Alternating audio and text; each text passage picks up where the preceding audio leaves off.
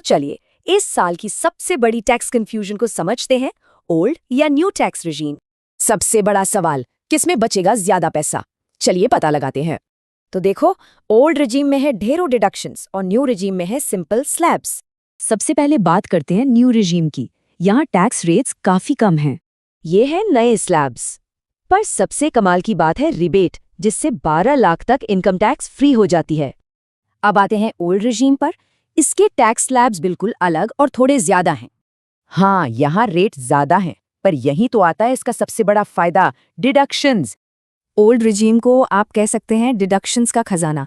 इसमें बहुत छूट मिलती है, जैसे कि मकान का किराया यानी एचआरए क्लेम कर सकते हैं, और सेक्शन 80C में पीपीएफ, ईएलएसएस जैसे इन्वेस्टमेंट्स पर भी छूट है।